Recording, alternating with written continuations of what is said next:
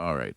Now, the what was the gap between this explosion and the immediate one before? How I many believe days? the last one was 90 minutes. But in saying that, I must tell you that there was something slightly, Mama was saying yesterday, there was something slightly different. Yes. So the build up to this one was slightly different, and all of the others that had increasing gaps. And it's still early days yet, but we think that the pattern is changing slightly. So there is no guarantee that the gap would continue to lengthen. It maybe is going to something slightly different. But the good thing is that so far the explosions continue to be not really very big explosions, probably certainly not of the kind of explosivity of the very early part of the eruption. The explosions are more of the order of the ones that we've had, which are very discrete. They send a plume up in the air. In this case, this one only went up, we estimate, about 8,000 meters, probably a little bit more than that. And a lot of the ash was at the lower level and went towards the west. So you don't get the impression that they're very energetic. They're not going very high. They're not as energetic as the earlier ones. But I wouldn't put too much, until we see how the next one plays out, I wouldn't put too much faith on continuation of the lengthening of the gap. It might be that the gap is now constant rather than lengthening. Now, you say there's alteration, and you mentioned that yesterday. Yeah, there might be. Yeah, there might be. Yes, sorry, there might be alteration. But are these alterations in terms of the overall scheme of an analysis of volcanoes or of Soufriere? Is this something which is somewhat the altered? Is it for the better or the worse? Right. So in answering that, I'll probably explain a little bit more about how we think how volcanoes they erupt and how they operate. I mean, when volcanoes erupt, volcanoes are really just places where magma from beneath the surface of the earth comes onto the surface at some point. And there are fundamentally three things that are sort of determining how they erupt and where they erupt. One is the magma itself. It's a force that's called it's buoyancy of the magma, how light it is. Just like if you had a balloon and you put it under the sea, it's very buoyant, so it will get to the surface. Magma is also material that is buoyant. It's lighter than the surrounding rock, and therefore it always wants to come to the surface. So that's one of the forces that drive in it. But the second force, which I keep speaking about, is these things that we call gases or volatiles. And really, to a large extent, what drives a lot of volcanoes like ours is the pressure that is created by these gases when they come out of solution. Now the magma, the material that's down beneath the surface, it has these volatiles in it. It has these not really gases, but you can think of it like you have things like water and sulfur dioxide and carbon dioxide in the magma. They are part of it. And it's able to hold them in it. Just like how you have in a Coke bottle, you have gas in it. And when you rip the cork off, your gas come out of solution. Yes. The magma itself, as it gets higher up and close to the surface, it can't hold all those gases in solution. And scientists, we use a term, we say it exalts. The gases come out of solution. And when they come out, they form bubbles, these bubbles. And these bubbles, as it gets higher, more the gases comes out, more bubbles form. And when it gets to a stage where there's too much bubbles in the magma, it essentially breaks up, it fragments, and that's where you have explosion. So that's the second force. So you have the buoyancy, you have the gases. And then the other thing is if something comes in. If you had a chamber down below and something new comes in, it kind of pushes the magma that was there. It affects it. It changes it might heat it up, it might do various things to it, but it gets it going. So there are those three forces. So this volcano is driven to a large extent by those three forces. Now, we think what happened here generally is that somewhere deep in the magma chamber deep in it got overpressured. It got overpressured because something changed it and caused it to have to start to move, either because the buoyancy forces changes or because something new came in. And as it starts moving up, it starts getting, these gases starts coming out. They exsolve. And as they exsolve, it gets to the stage where it fragments. Now, the thing that we don't know is the extent to which, how much gas is involved in this eruption. And that's sort of, how much, we get the impression there's a lot of gas. And that gas had a hard time coming out initially. Remember, there was a dome capping it at the top, and it couldn't come out. And therefore, it pressurized, and eventually it went bang, you had an explosion. Now, right now, the gas is coming out, and we think that what's happening is every now and then, it tries to cap itself, and the gas comes out, it has a little explosion. And we think that generally that process is still continuing. So in terms of what you asked me, if it's the explosions that we have been now suggest anything has fundamentally changed. I think that process where you had a set of gas-rich magma came up because of all those three forces that I'm talking about. Something pushed, something came in, something got it going, and it was buoyant. And that is what is playing out now. Now, there's nothing to say. What we'll be looking for to see if something fundamental changes is we're not, well, it's a couple of things. We're not sure how much gas is in there, so therefore we don't know how long it would keep on doing what it's doing, right?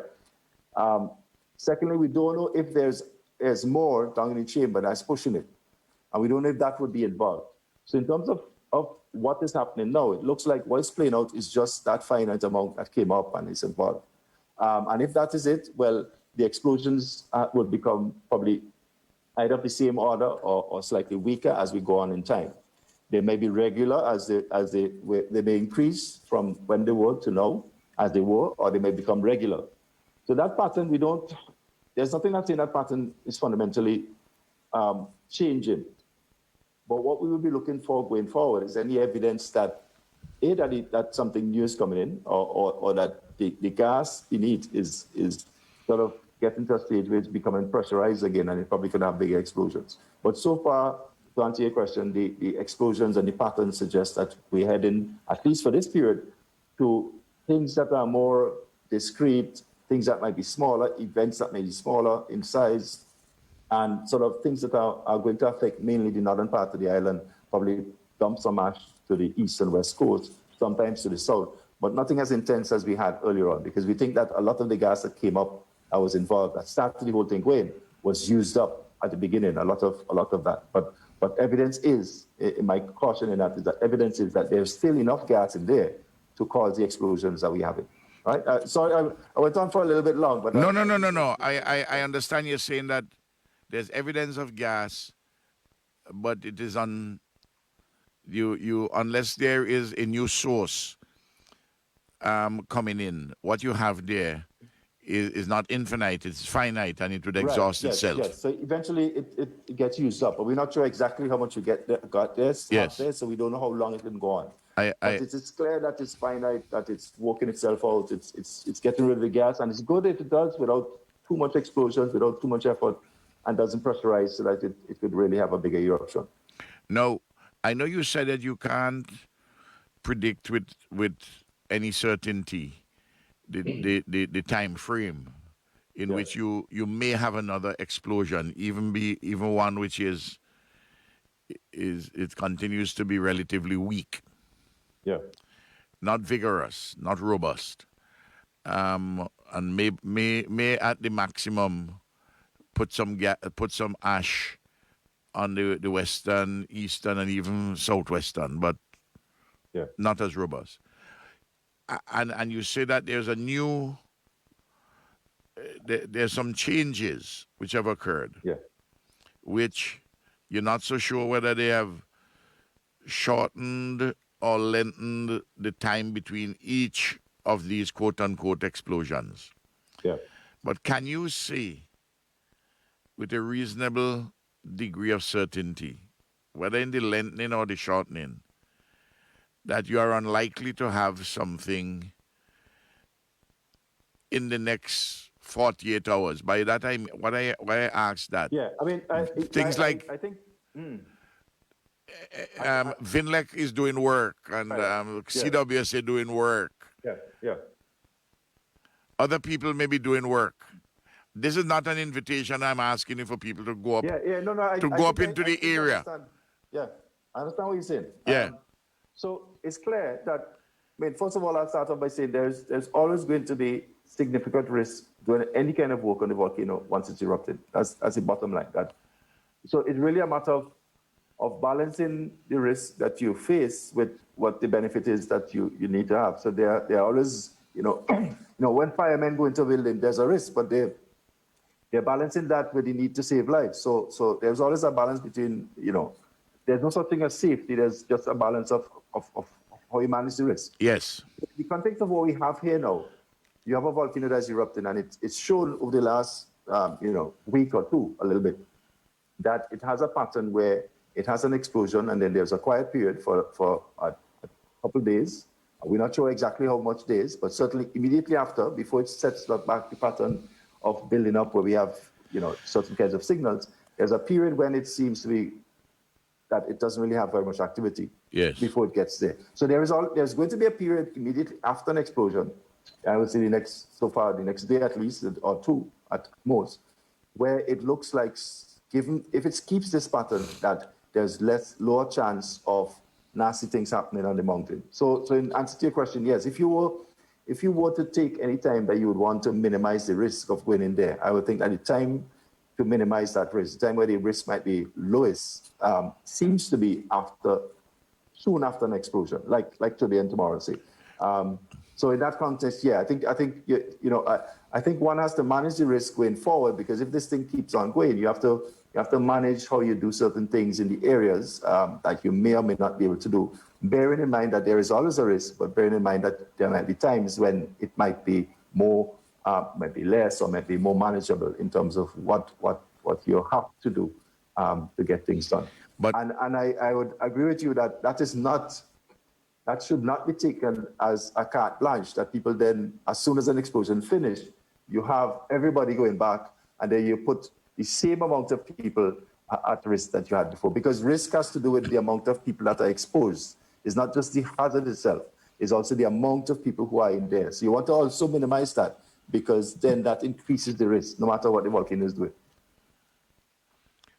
Let me ask you a pointed question, because I'm with Vinlec and CWSA, but still in relation to CWSA, your answer would still hold that workers can go up with reasonable safety up in Hermitage and up in Jennings Valley, because it's unlikely that you're not going to have on the western side any pyroclastic flows or mud flows to humbug the guys where they are, or the extent of the ash. Yeah, well, the areas that are at risk are the areas on the volcano, and Hermitage and Jennings Valley, and I believe those are south to of the the south, volcano. yes. So those were never going to be affected other than by thick ash, if anything. Well, Hermitage is in the yellow zone, because that is just above Spring Village. Yeah, so that's just ash. And Jennings Congo Valley, that's really just at the lower end of orange, isn't it? No, that's the lower end of the red. That'd be the beginning of the orange. Right. Yeah. That's the beginning of the orange. Yeah, those areas, given where they are, would be mainly just affected by heavy ash, if anything, not from pyroclastic flows and bombs and blocks and things like that. Okay, now I want to ask something about the ash, and this is I'm asking a question which may touch on concern civil engineering, but you have a lot of experience in many of the things touching and concerning volcanoes, ash, and the like. A lot of people who going up, well, what I saw up in from Orange Hill going up to Sandy Bay, because I didn't go beyond Sandy Bay. I didn't go beyond it because if anything happened, the getting out would be real problematic. It's too much time to get out if I that far up. I see people with shovel on top of the roof taking off the ash. Would this, given what you had said earlier about when rain fall on the ash and it has a certain almost concrete-like texture, would this, even though it's not tough concrete on the roof, would this not cause some damage to the roof itself? You may take off the ash in that way, but then you end up punching holes in a galvanizer or whatever your roof is made of with the shovel. Yeah, well, I mean, I think the general thing would be to try to remove the ash as soon as as soon as you can, so because it's quite heavy and it's it could cause collapse. In terms of how you remove it, you want to try to remove it as safely as possible, both to yourself and to the roof itself. So, I would say that depending on the roof that you have, you could use certain kind of materials to move it. And it would never be a good idea to use things that are going to punch holes in the roof. That's not a good idea. So people have to be careful that in trying to remove the ash, they don't cause damage to the roof itself. So I think that's something that people have to Pressure, bear in mind. Yeah. pressure, pressure hoses. Um, that would be you get water from a river, you pump it, you Yeah. put it in a pressure hose. That Yeah. that that that might be among the safer methods. I don't know. I'm just speculating. Yeah. I mean, I think also you have to, because sometimes the ash is really thick and it's difficult to get it off even with hose. So you Not just not, have to, not the ordinary you, hose. I'm talking about pressure hose. yeah, well, yeah. So I mean, my comment would be that they just have to do it safely so that it Yeah, doesn't damage the roof. And they're not sure, and doesn't then make sense. I mean, yeah, you're doing that. I see some persons perching on roofs. I worry that some might just fall off because it Yeah. Well, I think that's my point. You have to do it safely for yourself and for the roof. It doesn't make sense otherwise. I probably will have to talk to the Director General of Finance and Planning today. Maybe we have to give duty-free concessions, at least for a 3-month, 4-month period, for pressure hose and water pumps, because a number of people may be able to get them from friends and family out of the Yeah. U.S. And that that might be a gift better than to send at the certainly to send at the moment water, because the water is easily available in the region if we need, and CWS is bringing back the water. Yeah. Yeah. I mean, people have to be safe. I mean, hopefully we don't have as much ash as we've had before, but the ash is the main problem we have to deal with. So we have to find creative and sensible ways to deal with it so that we could protect the roofs and protect ourselves as we continue to deal with this volcano eruption. Actually, this morning, I have at 11 o'clock. I have a meeting with the United Nations experts, the people whom the United Nations, I think 6 of them, who have come down to help us with dealing with the issue of the ash. Remember, very early, I had asked them Yeah. to assemble the team and equipment and the like. And they've been doing some work virtually, and I reported on that. I met the head of the team yesterday afternoon with the rest of the UN team. And we didn't discuss the ash removal, and I'm assembling today our technical people with theirs. I would start the meeting, but I leave the technical people to kind of sort out the issues with this, with cleaning up this ash, because this is a big question, as you say, which is ahead of us. Yeah, and it's going to be ongoing. If the ash and the mud flows are going to be things that you have to deal with ongoing even if the eruption is, well, the ash will stop once the eruption is ended, but the mud flows will continue after. Yes. We have done some cleaning up out at Argyle International Airport, and we are opening this morning for people to come to move cargo which had come in before. And tomorrow we open the airport. American Airlines coming in tomorrow. But just like what is happening in Barbados, there would be ash in the grass, even though you wash off the ash Yep. on the runway. when the plane lands and all that Yeah. that from the exhaust from the engines, that dust is sure to blow up. Yeah. Yeah, but Yeah, I mean, which is the point I was making, that the ash would continue as a problem once it's around because it's remobilized. It's what we call remobilized ash. So once it's sitting there, when the wind blows, it yes, moves around and sticks around. So until a heavy rain comes to really wash it out to sea, it's gonna be something that's gonna, even though you don't have any ash fall, once it's around and it drains and in the fields, it's gonna come back and sort of come back into places you don't really want it to be. yes, Professor, a quick Yes. question. In terms of the ash itself, I've noted some individuals saying that they've noticed a bit of a corrosion wherever the ash latches onto to metals and steel, Yeah. etc. Does it Yeah. contain corrosive materials within that ash? Yeah, I mean, the ash really is just fragments of rock, and crystals. And some of those crystals, things like silica, are quite tough. So yes, the ash has kind of has two kind of effects. You have the physical effect, that it's a grain of sand, say, and pieces of rock, crystals. So if you think of mixing sand that you have on the beach, and with little bits of rock. That's essentially what it is. It's unfortunate that we call it ash. It's ash in the context of ash from a rock. It's not ash like ash from a fire burning. It's a different kind of ash.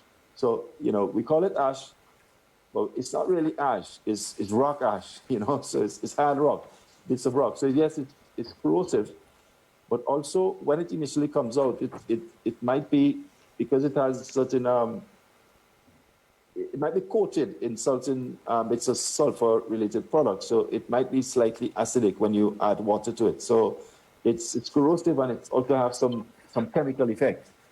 So that's something that people have to bear in mind, that it's a problem for your engines. It's going to be a problem breathing in too much of it. But there are things that you can do to minimize the impact by removing it. And there are things that you can do. So you need to service the engine more.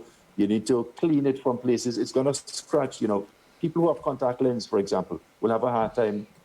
You should take them out if you have ash in, because it's gonna affect that. It's gonna affect your glasses. If you have on glasses and you try to clean it without ash on, it's gonna scratch the glasses. Because yes, it's very fine, but it's fine fragments of rock and crystals. It's not ash like it's in a coal fire. It's different. Right. And now that you mentioned that, and I've heard the ideas of using it in the construction industry, but bringing in the corrosive element and using things like steel, Yeah, then you may have to I mean, consider that as well. in Montserrat, Montserrat exports its aggregate all the time, and a lot of the aggregate we have is from volcanic materials. So yes, I think in the case of using it for construction, you probably would have to make sure that you wash it first, because it has all these these chemicals that may be slightly acidic. So once you do that, it's fine for construction. Any questions coming in by WhatsApp? Yes, I see a question asking about the definition, defining an explosive eruption compared to just ash venting, and differentiating between Okay. them. Yeah. So explosive eruption versus ash venting is really when volcanoes do what they do, we tend to call them specific names, but it's really what I call a continuum. It's like a scale. So it moves from sort of venting steam, which is that if you think of pushing some sort of gas through a confined space, it makes a sound and it has an appearance. So that's venting. So venting is simply when you have either ash or gas coming through the vent of the volcano, and it's coming through it in a continuous manner. It's fairly free for it to come through, but it's still confined, because the conduit through which, the space through which it's coming through, it's a certain finite size. So there's a certain force to this. It goes up in the air. So when we say ash venting, we mean that there's a stream of it looks like a plume of ash that is coming out of the volcano. It's not a discrete explosion, like it's not fragmenting, and it's not a big boom, a single boom, but it's continuously jetting of steam, mainly steam and ash from the volcano. And that happened after the explosion yesterday, where it went on, and you could see it wafting off towards the west. as the wind blew. In the case of the explosions, it's usually on the other extreme where instead of just simply gushing out, you have had some sort of restriction and the material is then fragmented, blown up in a discrete way. There's usually a single explosion, or often there will be pulses of explosions. There'll be one and it goes up in the air and then there'll be another one. And usually what will happen as it runs out of the ability to explode, what might happen is the gas that's still there will continue to gush out and then it might go into venting of ash or venting of steam. So the point is that it's a continuum from sort of explosion being one extreme and venting being sort of the lower end of it, with ash venting being something between ash, mainly ash in it, and then you go to just steam alone, which is just gas, water vapor really. So you have steam venting and ash venting, and you have probably explosion. You can think of it kind of like that, and you're going from something that is less vigorous to sort of more vigorous and probably more dynamic, probably more energy involved as you go to the right, to the more explosive component. Just a reminder, the WhatsApp number 1-784-457-2705, or if you're sending a message locally, 457-2705. If you're viewing the live stream, you can leave the question on the comment section. We'll be able to share that as well.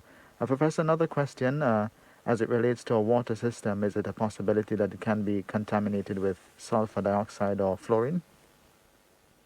Well, the ash, as I said, would have certain sort of traces of certain chemicals in it, and sulfur products, things that we come out the gas that we get from our volcano, carbon dioxide. First of all, it's mainly water vapor, and then you have carbon dioxide, sulfur dioxide, hydrogen sulfide. We've reported them before, and all of those might be caught in these small fragments of ash that fall in the water system. So we don't think the major problem is going to be those. Those are going to be, the concentrations are more than likely going to be insufficient to cause any serious problems. The thing that's going to cause problems in the water system is the physical ash itself that could clog things. But that said, I believe that, this is information that we would have highlighted to the Water Authority some time ago, and I believe that they will be doing tests on the water that they send to people. They'll be doing tests to determine that the water is of a certain quality and doesn't have any harmful chemicals in it before they send it out. And I think that's one of the reasons that after the ash venting, they had to clean their systems and all of that, because they wanted to make sure that the water that they then sent out was of a certain quality. So, that's a long-winded way of saying that, yes, it could cause problems. No, it's probably going to be a problem that could be solved. It's not going to be that extreme. And finally, that the main issue is going to be more the physical effect and the chemical effect.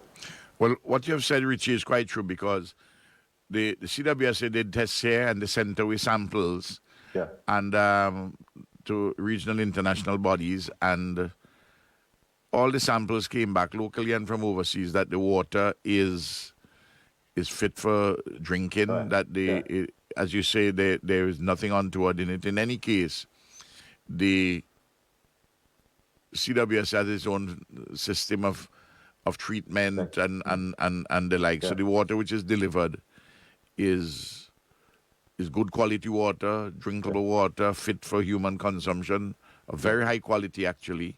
And it's the physical issue of the ash itself going into the water supply system. Yeah. So what you said, that's actually what Garth had made that point, I think more than once since he came here, and otherwise on the radio. Professor, someone is asking if azomite, I hope I'm pronouncing it properly, azomite, is it the same as volcanic ash? I'm not sure I know what that is, to be honest. But I could tell them what volcanic ash is. Volcanic ash is really the magma that came up, that solidified from fragments of rock. And in our case, our magma is more of a composition that's called basaltic andesite, something between basalt, which has a certain percentage of, and the name really has to do with how much silica it has in it. It's a range, ours is something between basalt and andesite. And what happens is that the ash is really just that rock that has been ground up into smaller pieces. I'm not quite sure if I know what assamite is. Yeah, I'd have to check that out and see exactly what that is. But that's what ash is. I'm not sure if it's the same thing as what you call assam. I think there was a clarification that says to add azomite is a natural product found in Utah, which is related to volcanoes as well. So I'm guessing it's Right. in a different condition. Okay. Well, then, I mean, it's it's another kind of volcanic material. The ash, I suspect it's different because if it's in Utah, if it's a different kind of part of the world. Our volcano, is a subduction zone, and the particular magma that you have is basaltic andesite. I suspect it might be just a different chemical composition. But the ash really has to do with the original chemical composition. The ash is just fragmentation or pulverizing or grinding up of that rock that has this particular composition. And our azomite may be coming from something that has a slightly different composition. I'm not sure if it would be basaltic andesite too. In terms of this, its grain size, it might be different. Because ash is a name that is given to a particular size particle of material. So ash has to have a certain size for it to be called ash by people who study it like myself. Okay. Richie, I suspect that when you're finished with these programs on public information, I thought at first that maybe we might be able to pass the first module in the program on volcanology, but it seems as though we might be able to do a couple of semesters. Yeah, well, I'm going to start reading more now because I get questions that is pushing the limit of my knowledge. All right. That's good. That's good. Now, I always want to, from time to time, I end by asking you how you're coping, how you and TC and Stuart and everybody, how you all coping? You all coping okay at Belmont? Well, I think we're better than we were last week. That's how I'll put it, because the ash, we have less ash. We have been joined by 2 additional members of staff from Seismic, Elias and Avid. Yes. And Elias happens to be a bit of a chef, so we're being fed well now. Ah, you're bringing your own chef. Yeah, so we didn't know that. We said that if we had known that before, we'd have called his services long time. But he's a seismologist. Yes. So that's why he's here. He's here to help out to the Very good. Yes, but he's a technician. But it came with its benefits. You all ever have anybody to help you to wash up the dishes, or everybody chip in? No, we have to rough it and chip in. So That's a chip in. So the chef, but presumably the chef is exempt from washing up. Of course. The chef, we don't have space for more than 3 persons here. So the chef is in town, so they come every day. Yeah, I see. All There's right. a lot of ash around. It's not as much as it used to be, but Yes. we have to get the place. We probably have to clean the roofs here and clean the compound because there's a lot of ash in the roof. But it's a concrete roof, so it should stand up. Yes. Someone is saying, Professor, I hope Tremor is okay and he or she wasn't eaten as yet. I'm not sure. I haven't seen Tremor for a little while. So I'm not quite sure what has happened to Tremor. We think that he's been found by the owner. She's been found by the owner. Has been taken care of by someone else. So she doesn't need us anymore. She don't come to look for us anymore. All right. Professor, before you go, I think we can squeeze in these 2 quick questions. Any correlation between the moon's gravitational pull and the activities occurring at the volcano?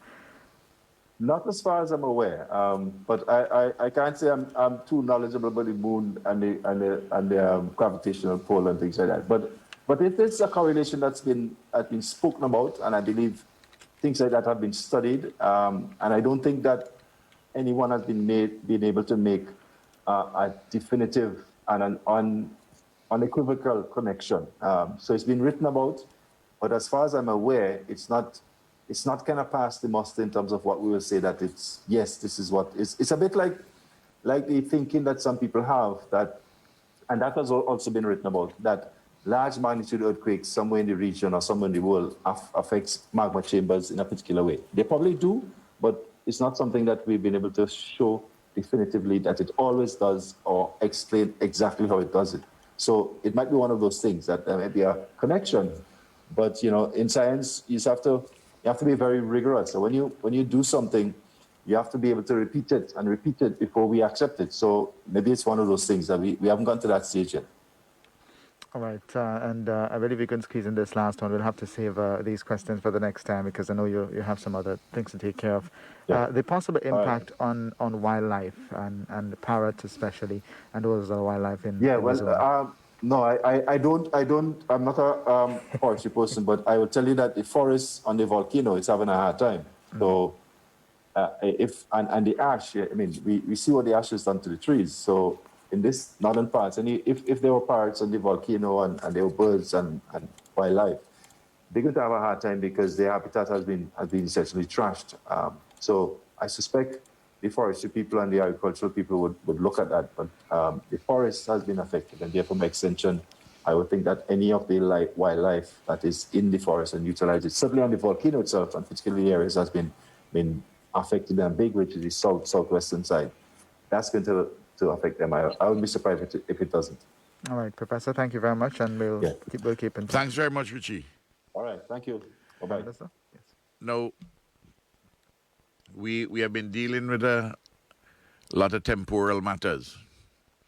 I just want to make an announcement about Monday being a day of prayer. The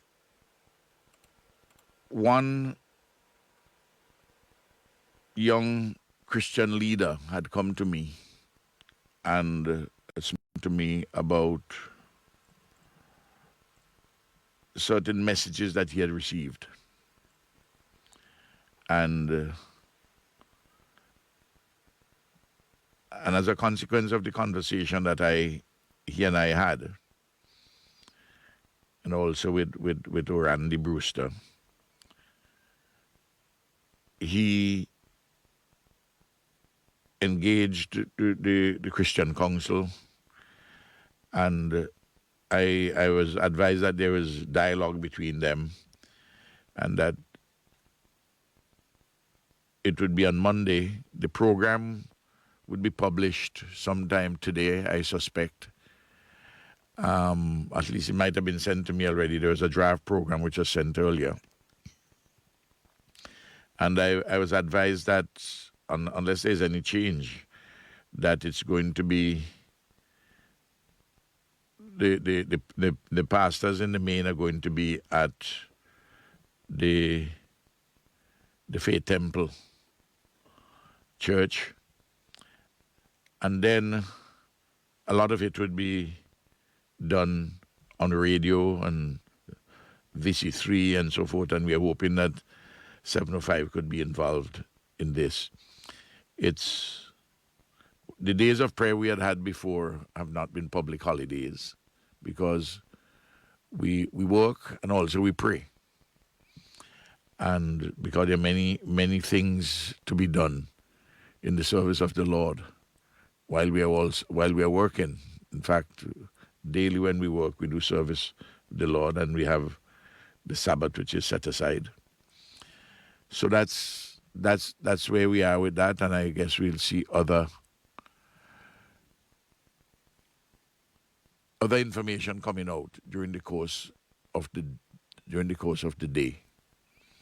There had been a suggestion that it should have been earlier in this week, but it's always better to have a day of prayer on a Monday, which is after the Saturday and Sunday. So I just wanted to make that announcement. And I want to thank, well, I had a conversation with Pastor Andrew Clark.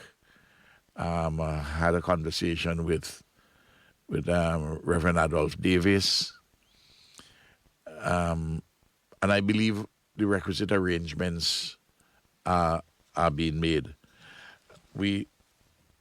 It is important that we, as the originator of the idea spoke about prayers of intercession and issues of repentance. And at the same time, we have to say thanksgiving. We have to say thanks for all the blessings we have despite all the challenges and all the help that we have received. We have to say thanks. So that I'm hoping that people who are at work on Monday that they will put aside some time to involve themselves in this day of prayer. We are, whatever time is convenient or appropriate, at the office of the Prime Minister, when we have days of prayer, we normally put aside 3/4 of an hour or thereabouts. Persons would gather and would pray and sing a few songs of praise. And we do our work as always with the, and especially on that day, certainly with the solemnity that the day requires, the day demands. So I just want to make that announcement, and I hope that those in the religious community who are organizing this would hear that this announcement has been made. It is there was the request that I make the announcement. Of course, they themselves would to the religious leaders. So I just want to do that, and I hope they're hearing me, or somebody will tell them that the announcement had been made. Yesterday, I had, well, every day I have a lot of different meetings with coordinating things and dealing with entities from the outside. I just want to, we had a very, very good conversation yesterday with Sidima and with the representative from the Caribbean Development Bank, and also later in the day with the entire United Nations team. And we coordinate a number of things going forward. And as I said, today we are having a meeting with the UN team, which they're here for the ash removal program, and our technical people would be involved. Just want to indicate, I had spoken before about our involvement with the Caribbean Development Bank. We're involved in several different initiatives. Some of them are bearing fruit. The Caribbean Development Bank had offered first a grant of $300,000 US, and a grant to the Inter-American Development Bank, of which we are not a member, but which the Caribbean Development Bank. The OECS countries are not members of the Inter-American Development Bank, but the Inter-American Development Bank, in their connection with us, they work through the CDB. So that's in the aggregate 500,000 US. And then there is a soft loan for immediate assistance of up to $5 million. This doesn't deal with reconstruction monies and the like, which we had discussions on yesterday, and those discussions will continue. And I want to thank the Caribbean Development Bank for the involvement. The day before that, I actually had, no, not the day before, on Tuesday, I had a conversation with the president of the bank and the representative, Mr. Bess, who came down. And involved in that conversation were the Minister of Finance and also the Director General of Finance and Planning. In recapping, I want to say that we have been in touch directly with the British government, the European Union. I've written to, as I said before, to the President of the United States, the Vice President. I've written to the Prime Minister of Canada, spoken to the Foreign Minister in Canada, had conversations with Lord Ahmad of the Commonwealth Office in the British government, who is tasked with the particular responsibility, having earlier spoken to the Foreign Secretary. Though when I spoke to the Foreign Secretary, Soufriere had not yet exploded. The conversation with the Foreign Minister in Cuba, President in Venezuela, the Foreign Minister in the Republic of China, Taiwan, several other leaders, of course, all through the Caribbean and others elsewhere. And I've been in touch with many governments or allies or friends all over the world. And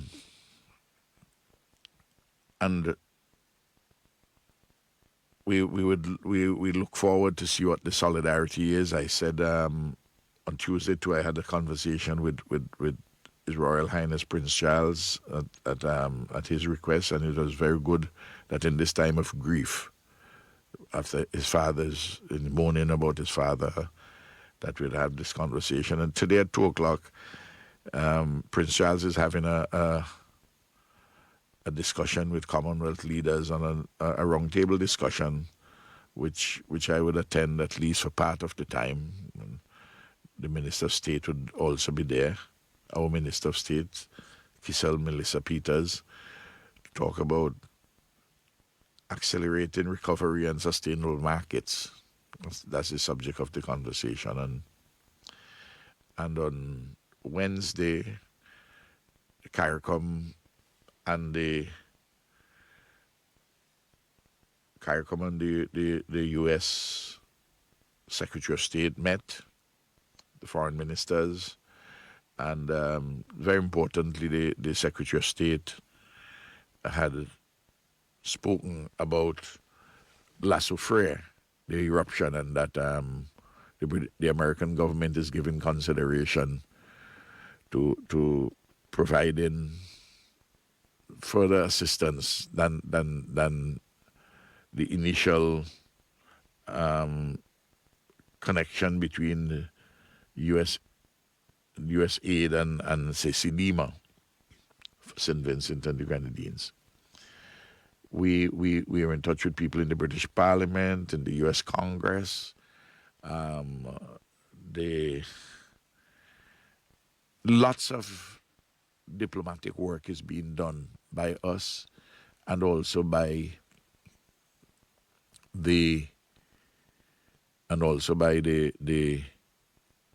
our diplomats overseas, from capital and from overseas. I know there's been some discussion about, and I've spoken to this before, I deliberately and pointedly has said individual families at this stage, the best option, and I gave all the reasons before, is send money to your family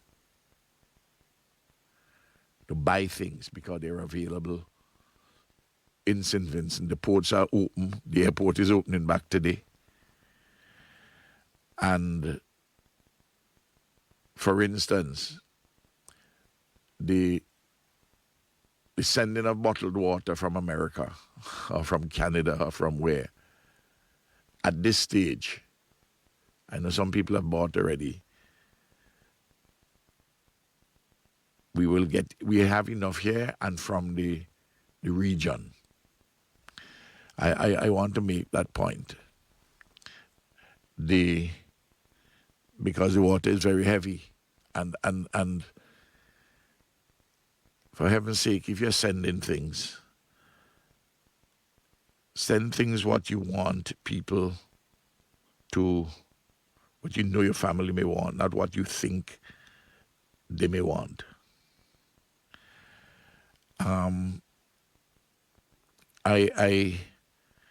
There's some persons that are creating the impression that there's no food in the supermarket, there is nothing on the land. That's not true. The top 1/3 of the country is desolate in physical terms, and we have evacuated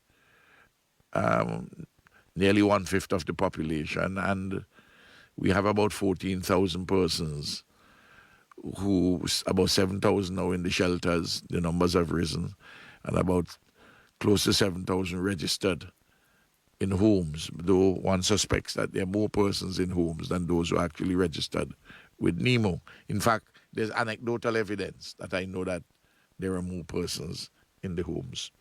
Now, and there's an organized system in relation to food for those who have been affected. And I will come to that a little later, but I want to repeat that I have said that the government of St. Vincent and Grenadines has a disaster fund account. There's another platform on which involves 2 or 3 banks, and that's up officially. There is the OECS platform. There's the UN platform. There are the platforms. There are the accounts by the missions in the various countries. For instance, the one in Britain, Senior Lewis and his team, they have done a good job there. Others are doing too, but I just mentioned there. I have deliberately not decided, I deliberately decided not to give the government imprimatur to this or that account which is set up by this or that person. I was advised up to yesterday afternoon that there are 1,168 GoFund platforms set up. I have no doubt that some of them, in relation to La Soufriere, I have no doubt some of them perhaps is for families. And I'm not telling anybody not to do anything with GoFund. I'm just saying you what are the platforms that we have set up. I know associations overseas have raised money. And when they have raised that money, they can decide to whom they will send that money. They can send it to an NGO here, they can send it to Red Cross, they can send it to Lions, they can send it to wherever they want to send the money to. The government is not involved in that. If they want to send any money to the disaster fund account, that is their decision to make. And they may give instructions as to how that money should be applied. Now, I don't think I can make it plainer than that. I want to repeat again, the kind of foolishness which you get people talking, that Ralph is telling you to send money, don't send commodities, because Ralph wants the government to put their hand on the money. You send your money to your family through Western Union, for example, or you send it to your account or any other payment system. That is from you to who your family is or who the individual is. The government doesn't get involved. In fact, what we have tried to do is to work with the money services entities to see if we can have other locations, because lots of people have taken the advice or have acted sensibly on their own to send money to their families the lines along. And therefore, we have an interest in making sure that people do not have to stay too long in the lines. And you can do that by decentralizing. So I want to And I come back and I say this. Yesterday,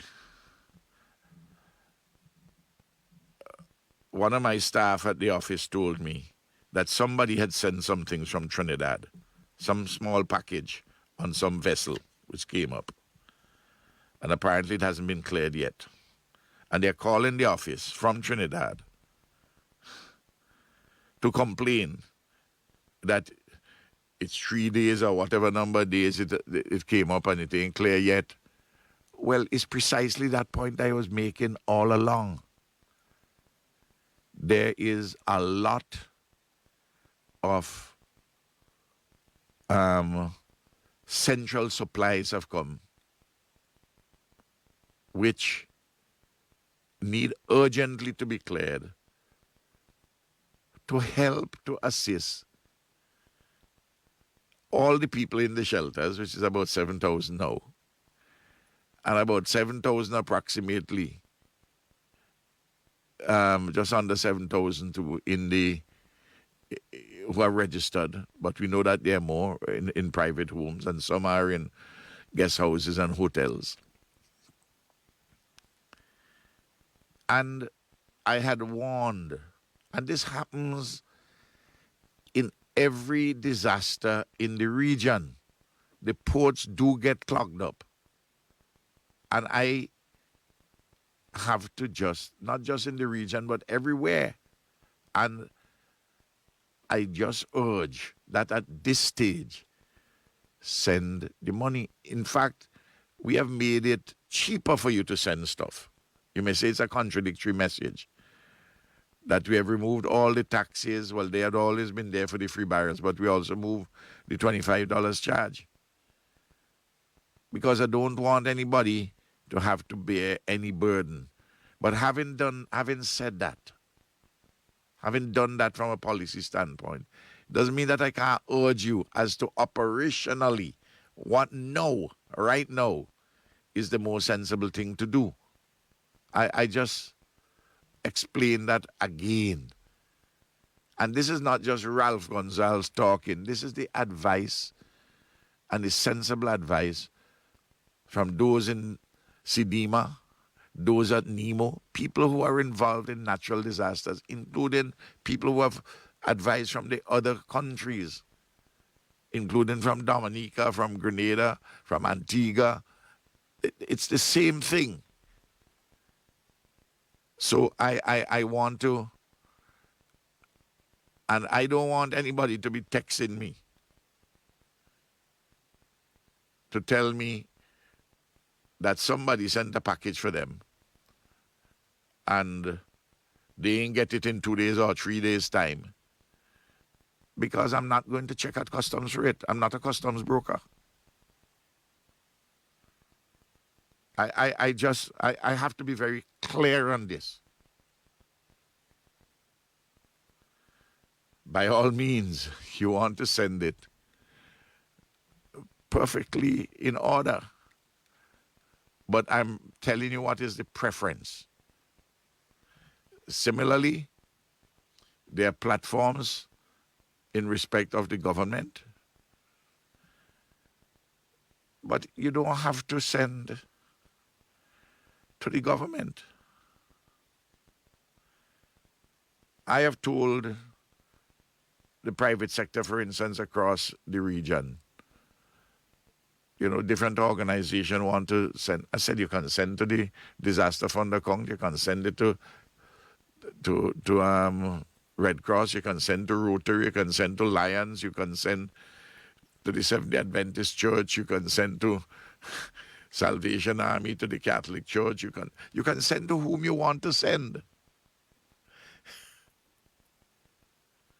Seventh-day Adventists, for instance, have an excellent infrastructure and a fantastic track record of doing things. The Salvation Army have a soup kitchen, the Catholic Church has a soup kitchen, and they're no doubt expanding those things at this particular point in time. All of us are in this thing together. And we want us to handle this thing in an orderly and structured and organized manner without too much confusion at any point in time. I want to just repeat that. Now,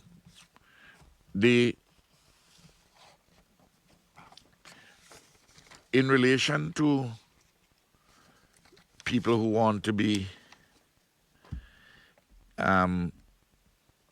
temporarily evacuated, the numbers now have risen as of yesterday at 5:15 p.m. when I have this document with the attachment. The Ministry of Foreign Affairs and Sandy Peters, the permanent secretary, she and her team are doing a fine job in collecting the information from people who contact the Ministry of Foreign Affairs. Of the 1,017 persons who want to go overseas to spend some time either where the state in the governments in some of those countries, and we're talking now about, as far as we are concerned, the ones we're focusing on are those to the OECS countries, that is to say the countries of the full members of the OECS, St. Kitts, Nevis, Antigua, Barbuda, Dominica, St. Lucia, Grenada, and of course the associate members like Anguilla and the British Virgin Islands.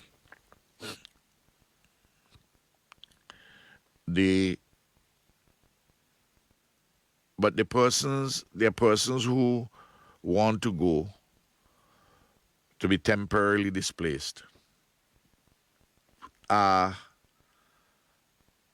230 from the red zone and 159 from the orange zone.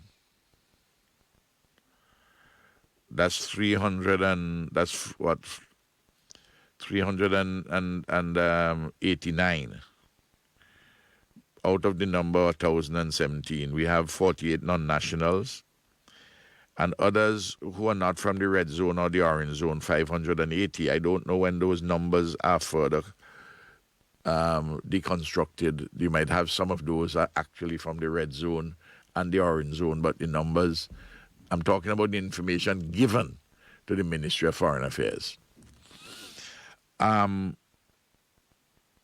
So it's a trickle and not a flood.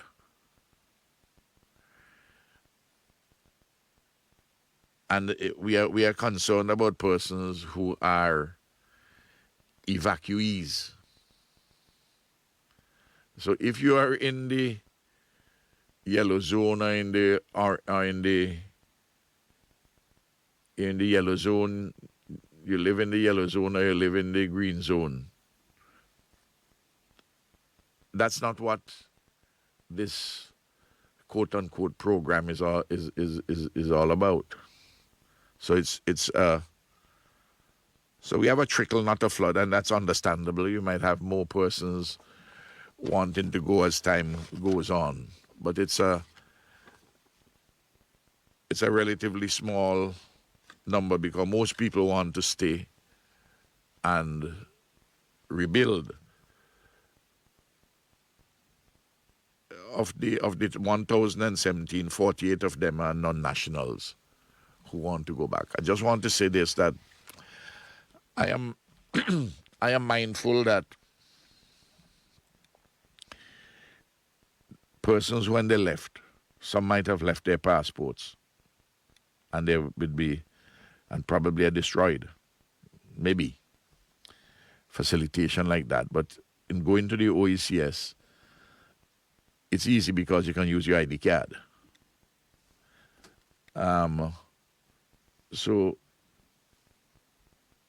I'm just giving broad parameters. Details of these things would be worked, and in terms of when persons may move and the like, would have to be done in coordination, and the ministry is dealing with all the various officials. At first, some of the countries had said that they wanted persons to be vaccinated. What basically they're saying now is they want you to be tested with the PCR and then you would be quarantined.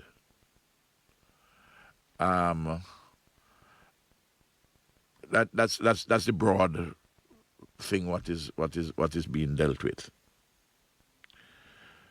So that's where we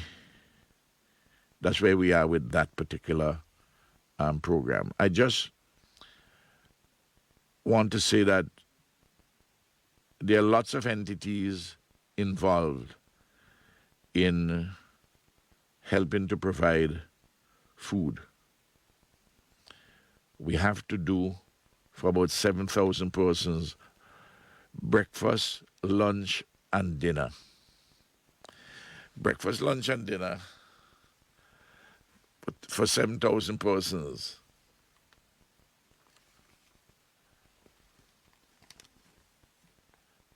That's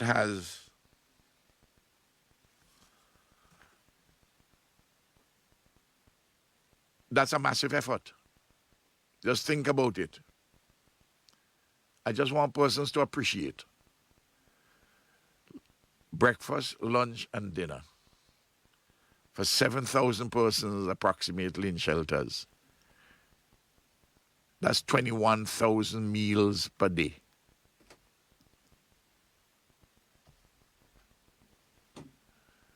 Now, the Seventh-day Adventists for a month is providing in 9 shelters 600 lunch and 600 lunches and 600 dinners a day. Other persons would provide some here and there, but the bulk of that, overwhelmingly, that's provided from the government resources. Then you have another 7,000 close to that number who are evacuated and who are in shelters, who are in private homes, who also want food. Well, there are a number of agencies which are helping to supply that. Red Cross, principal ones. Red Cross, not meals necessarily, but food stuff. Red Cross. The Ministry of Social Development. I'm dealing with the local things. The Ministry of Agriculture is starting to provide the love boxes. I don't think they actually start to distribute it, but they're putting everything in place. The NEMO itself, they have the arrangements through their warehouse, and also big one is the World Central Kitchen. I want to go and look at the operation on Sunday out at around lunchtime out at Diamond. But in addition to those persons who want food in shelters, and notice the numbers in the shelters have increased significantly. And the numbers in the shelters have increased significantly because it is now realized that the shelters are producing good food and good medical attention broadly, because some people have left private homes and have gone to the shelters.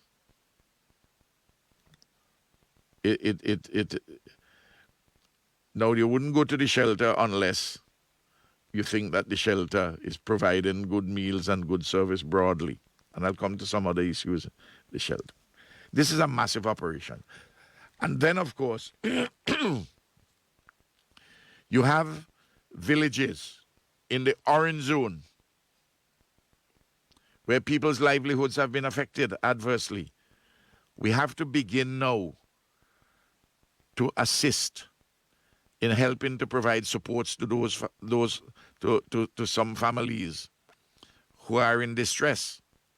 I'm talking about villages, for instance, where persons have been evacuated from the orange zone. People like some people in Chester Cottage, in Byra, in Goss, in Connery, in Park Hill, in South Rivers, in Mongrenan, in Diamond, a couple of areas in South Central Windward, and on the Leeward side, some villages in North Leeward and Central Leeward, including Barley, which have not evacuated, where like Spring Village, Charles Village, some people have moved out down to Rose Bank, even people in Pettibodell. So you notice the numbers are larger, but those who are being given the focus immediately are those who are in shelters and those who have been evacuated into homes, into private homes. But then, of course, some people from the orange zone who decide to evacuate into private homes or even into shelters, persons who they left back are in the same precarious position. So those have to be addressed. And we are just 2 weeks into this, because it's Friday the 9th. We must not forget that the volcano first blew explosively. So I'm asking for an understanding overall of the nature of the problem. As far as I've been aware, that you don't have people bawling that they don't have anything to eat or anything like that. Though I know that there are areas, and I talk about areas in the orange zone, people have remained, some people are very distressed. Of course, the faces of men and women are strained and anxious all about in the country. But I want to mention those things. At the shelters, something which we have to work on, and we are working on assiduously, is to improve the extent of sanitation in every dimension, because with more people going in, challenges are presented in the matter of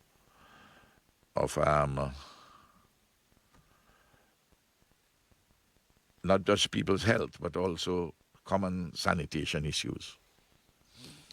No, I think I should take a couple questions which are on WhatsApp. There are other things I can talk about, but I always like to hear from people too, or anybody who wants to telephone. Prime Minister, someone is asking about the diagnostic center. What will be done regarding that? Oh, the diagnostic center will just be cleaned up like everything else. Diagnostic center will be cleaned up. The diagnostic center, what amazes me, some people who say, well, this shows you shouldn't have built it there.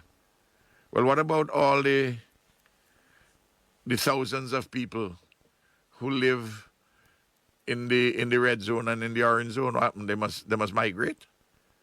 What about the investments we put in the water systems in $23 million in Jennings, and at Perseverance, and in Fancy, and in Sandy Bay?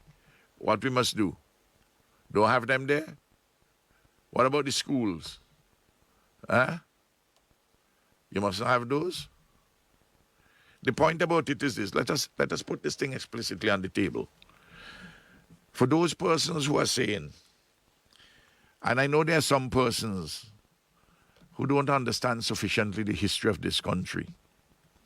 There are persons who are saying, and I've read some stuff too, including some people who don't know from the region, or maybe even further afield, that you should declare north of the Dry River a disaster area and don't have anything up there.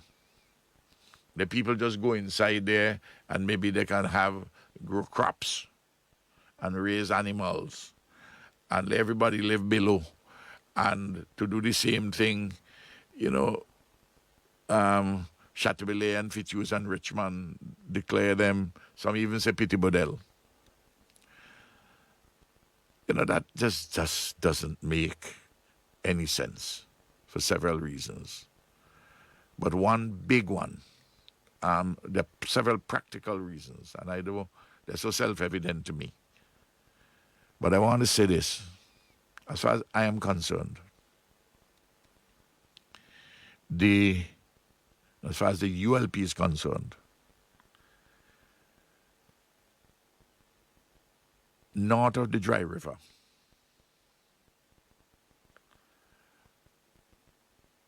that's the soul of this nation.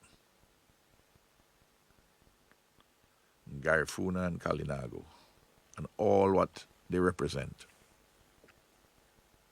Similarly, places like Rosebank and Pitbodel and Fituse and Chateaubelair with Garifuna people. There are persons who will, I tell people, just like in 1902, people migrated. People themselves, if they find it's too dangerous, they will make decisions. Louis Straker grandmother born in the Larakai, Walibu area. But after 1902, a lot of people moved away from there. In 1979, the village of Rosebank built up after 1902.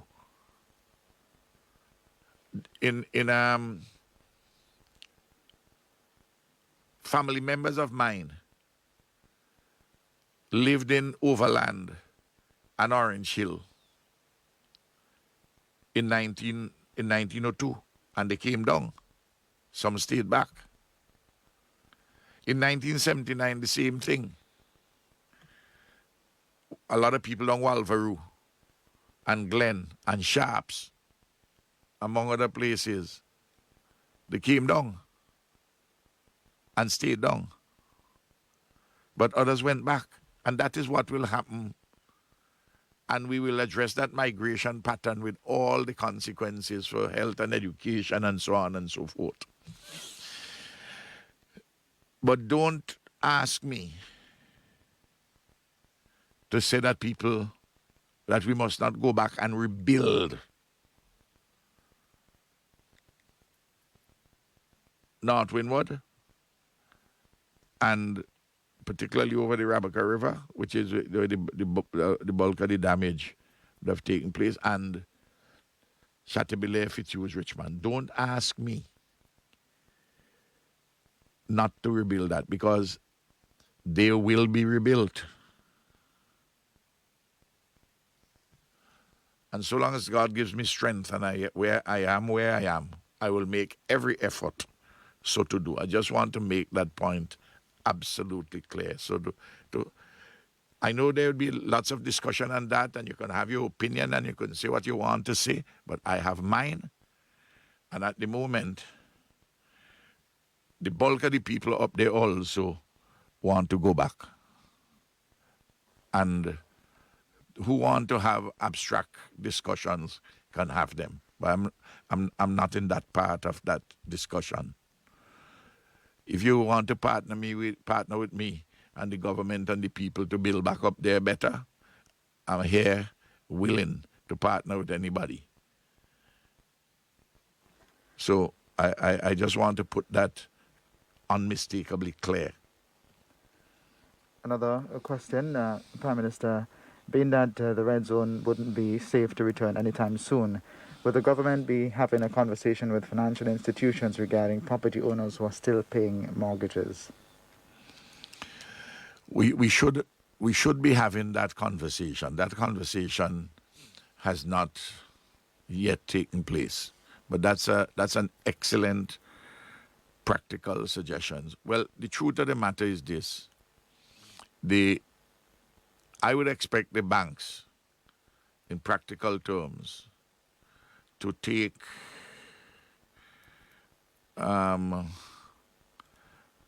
some haircut.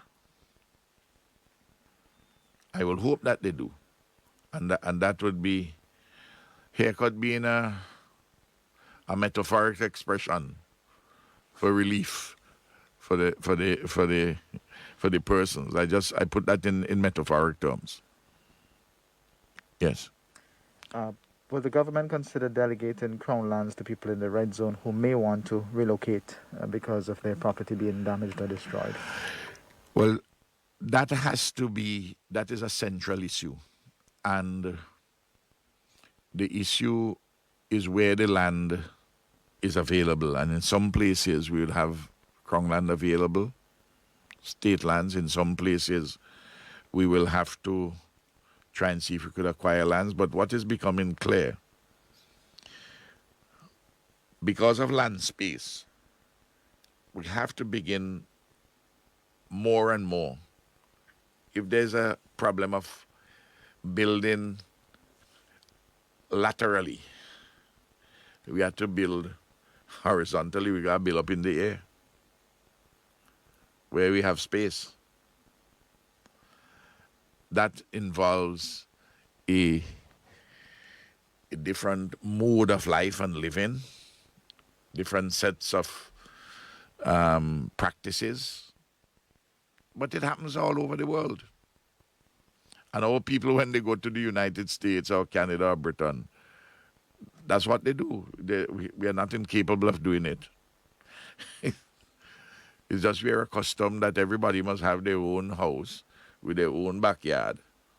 Well, we are coming to a stage where as we move to the future, I believe that it may well start with people who are younger, upwardly mobile professionals and other persons who may, and some people may have no problem with it, others would, but it is a practice which gradually will come to us. What is the current situation regarding the recommencing of online classes, especially in light of the fact that many teachers are now working in the shelters? Anything being put in place in this regard? Yes, there is the Ministry of Education they're working out something, and the UNICEF people who have come in are working with the Ministry of Education to see if we can better carry out a particular solution in this regard. I want to say, just as a matter of interest, the other tablets have arrived. They've been here a few days now, and the distribution, this is for the fifth, the grade 5 in the urban area, because all the others had gotten, and the grades 4, 3, 2, and 1. From 5 to what you may say 9 years old. Those are now to be distributed.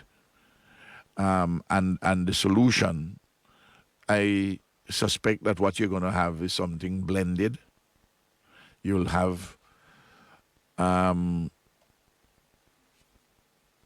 the face to you will have distance teaching and learning online. And of course, as we are building back and we have to move people out as soon as possible out of the shelters. But that can't happen until we know what is happening with La Soufriere with some certainty. And at the moment, you're in a state of uncertainty. But the plans have to be made to assist with the online teaching and learning. Okay, Prime Minister, I'm aware you have an engagement at 10, so Sure. I'll take one more question quickly. For those who are returning, will the 7 to 14-day quarantine period due to the COVID-19 precautions in a sanctioned hotel still be required? Returning from? I believe returning from abroad. Yes. If you at the moment, as I know the existing protocols, and the chief medical officer is the one who is empowered under the Public Health Act to address this question.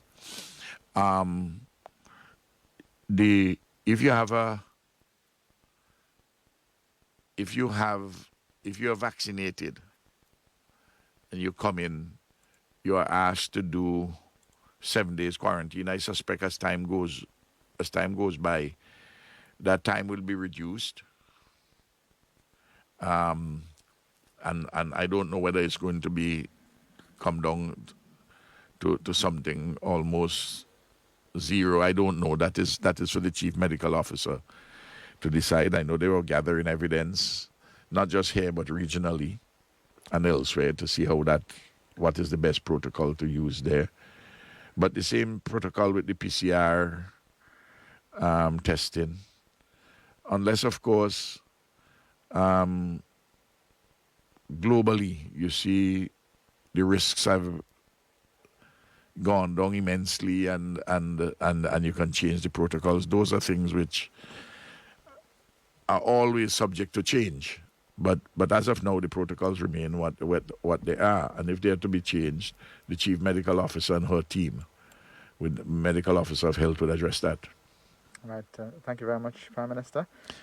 And, Yes. Here's wishing you a productive one today. Well, it's another long one, but thanks very much for having me. And I want to say that I value the questions when they come, whether directly or on WhatsApp. And